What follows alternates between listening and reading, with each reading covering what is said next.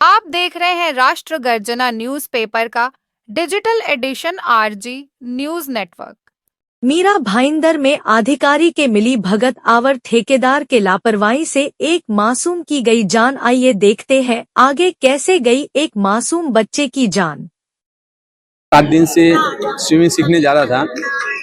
Normally इनका time सोम से शनिवार को शाम को 7 से 8 का होता है। आज संडे था तो 11 से 12 का टाइम था। हमारे ग्रुप के बच्चे साथ में गए थे, उनके पेरेंट्स भी गए थे, तो 6-7 जन ग्रुप है वो गए थे वहाँ पे। तो 11 बजे वहाँ पे छोड़ दिया। फिर उनके बाद मुझे 12 के आसपास फ़ोन आया कि आप जल्दी से टुंगा पहुँचिए।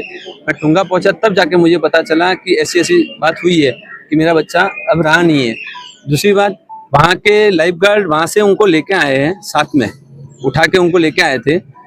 उसके बाद में हॉस्पिटल में, तब तक वो हॉस्पिटल वाले से बात हुई तो हॉस्पिटल वाले कहे कि आने से पहले बच्चा चला गया है। उसके बाद में कुछ नहीं है। लेकिन साइंस ऐसा कहता है कि जब पानी के अंदर बच्चा जब डूबता है उसके बाद 10 मिनट या 15 मिनट व्यक्ति की सांसें चलती है, सांस में से पानी निकल सकता है, वो बच सकता है।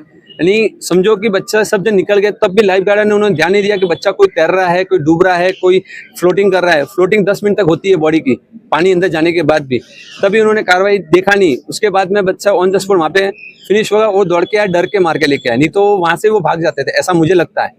हाँ, ये कैसा है कि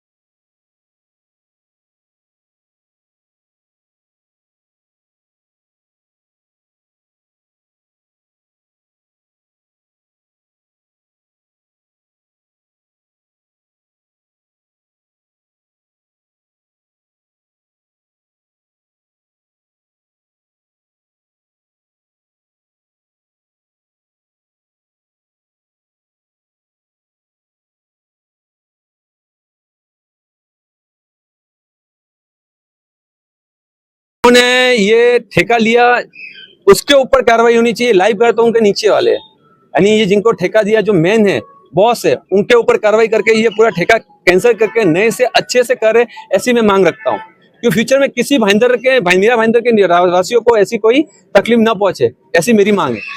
बच्चे की जिंदगी का सवाल था और आगे ऐसे और भी कई बच्चे जाएंगे तो उनका जिम्मेदार कौन रहेगा?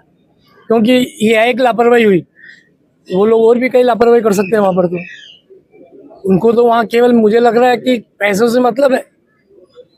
कॉन्ट्रैक्टर किस चीज के लिए कॉन्ट्रैक्ट लेता है?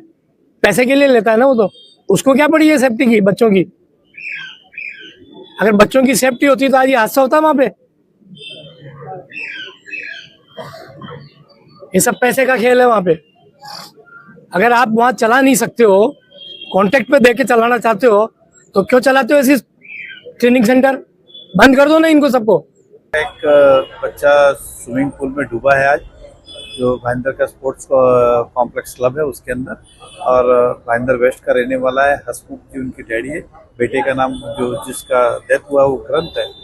और ये जो हुआ है तो प्रथम दृष्टि लगता है कि हर स्विमिंग पूल के पास लाइफ गार्ड होते हैं, तो स्वाभाविक है कि लाइफ गार्ड की लापरवाही की वजह से हुआ है, ऐसा प्रथम दृष्टि लगता है। लेकिन फिलहाल पुलिस स्टेशन में एफआईआर की है, पुलिस इन्वेस्टिगेशन करेगी। वहाँ सीसीटीवी कैमरा भी है, फुटेज भी है कि वाकई में ये घटना कैसे घटी और जो है उस पर उचित कार्रवाई होनी चाहिए। स्वाभाविक है ना कि इस तरह की घटनाएं जो है इसको टालने के लिए लाइफ गार्ड को रखा जाता है, जो नियम का पार्ट है। और लाइफ गार्ड के होते हुए ये घटना घटी कैसे, तो मैंने कहा कि इसकी जांच होनी चाहिए और उस पर उचित कार्रवाई होनी चाहिए। एज ए विधायक भी कहूँगा और एज ए मानवता के नाते भी कहूँगा।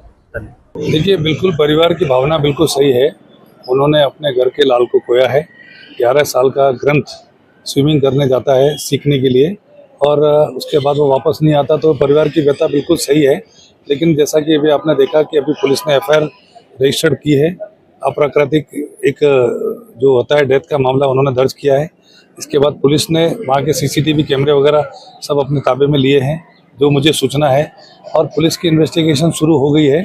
और उसमें जो भी निष्पन्न आएगा, जिसको जो भी उसमें आरोपी होगा, जो गुनहगार होगा, उसको सजा मिले, ऐसी परिवार की और हम सभी की भी यही भावना है कि जो भी उसके अंदर लाइफ गार्ड की लापरवाही है या मैनेजमेंट की लापरवाही है या जो भी जिसकी लापरवाही है, उसके हिसाब से जो भी है गुनहगार, उसको उसकी सजा मिले।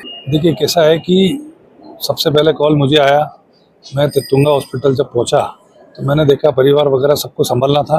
और उसके बाद में जैसा आपने कहा कि सबके लिए मेरी तो एक ही है कि 100% लाइफ गार्ड जो है ना, वहाँ पे बच्चों का कितना ध्यान रखते हैं वो तो इस हादसे से हमें मिल ही गया सबक। लेकिन मैं तो पेरेंट्स को ये कहूँगा कि जो भी अपने बच्चों को स्विमिंग पूल में स्विमिंग सीखने भेजते हैं वो खुद उन पर अपनी नज़र रखें, किसी के भरोसे अपने बच्चे की ज़िंदगी को ना सौंपें। वो मेरी व्यक्तिगत जो है ना, ये मेरी राय रहेगी पेरेंट्स को कि वो खुद वहाँ बैठें, अपने बच्चों को स्विमिंग सीखते समय वो खुद उनका ध्यान रखें, और लाइफ गार्ड वहाँ रहे कि नहीं है उनके ऊपर भी वो सुनिश्चित करें। तो ये सब चीज़ें सेफ्टी मेजर अपने को भी लेना एक भविष्य के लिए बहुत ज़्यादा जरूरी हो गए हैं। देखिए, सबसे पहले तो जो दोषी है उन पे कड़क से कड़क कार्रवाई हो, जांच बिठाई जाए, क्योंकि अब क्या होगा कि एक दूसरे पे धकेलने का काम चालू होगा, कुछ न कुछ बच्चे में दोष निकाला जाएगा कि इसने ये सुना नहीं है ये। लेकिन एक रूल है, जहाँ पूल है वहाँ लाइफ गार्ड का होना बहुत जरूरी है, और लाइफ गार्ड इसीलिए होते हैं कि वो एक एक बच्चों पे नजर रखे। सबसे पहले